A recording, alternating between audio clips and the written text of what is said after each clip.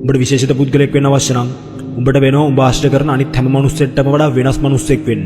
ඒ විදියටයි උඹ විශේෂිත පුද්ගලයෙක් කරන්නේ. උඹට අනිත් උන් එක්ක එකට ඉඳලා විශේෂිත පුද්ගලයෙක් වෙන්න බෑ. ඒක පට්ට අමාරු දෙයක්. ඒ දෙකම ඩිස්කම්ෆර්ට් එකක්. උඹ උන් එක්ක එකට ඉන්නකොට උඹට අභ්‍යන්තරව ගැටුම්කාරී තත්ත්වයක් මතුවෙනවා. මොකද උඹම වෙන්නේ නැහැ 100%. උඹ විශේෂිත පුද්ගලයෙක් වෙනකොට උඹට බාහිර ගැටුම්කාරී තත්ත්වයකට මුහුණ දෙන්න වෙනවා. මොකද අනිත් හැමෝම උඹව දකින්න උඹ වෙනස් එකෙක් විදියට. එකක් තෝරගනින්. උඹගේ යාළුවෝ කියනම නම් උඹ වෙනස් වෙලා කියලා.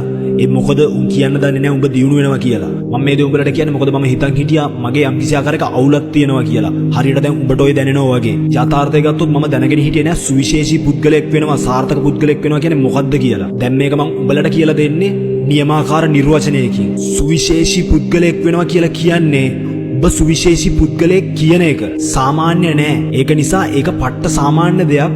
සාමාන්‍ය මිනිස්සුන්ට උඹව අසාමාන්‍ය විදිහට පේන එක. මොකද ඔබ කරන්නේ සාමාන්‍ය මිනිස්සු කරන දේවල් නෙවෙයි. ඒ නිසා කිසිම වෙලාවක මීඩියෝකර් ගෝල්ස් සාමාන්‍ය ලෙවල් එකේ අරමුණු තියෙන මිනිස්සුන්ට ඉඩ දෙන්න එපා. උඹ ඇක්ෂන්ස් ගන්න එක ගැන ප්‍රශ්න කරන්නවත් ඒක කඩාකප්පල් කරන්නවත් උඹගේ සාර්ථකත්වයට ශ්‍රේෂ්ඨත්වයට යන්න. මොකද අනිත් මිනිස්සුන්ට සාපේක්ෂව උඹ වෙනස් පුද්ගලයෙක් වෙන නිසා.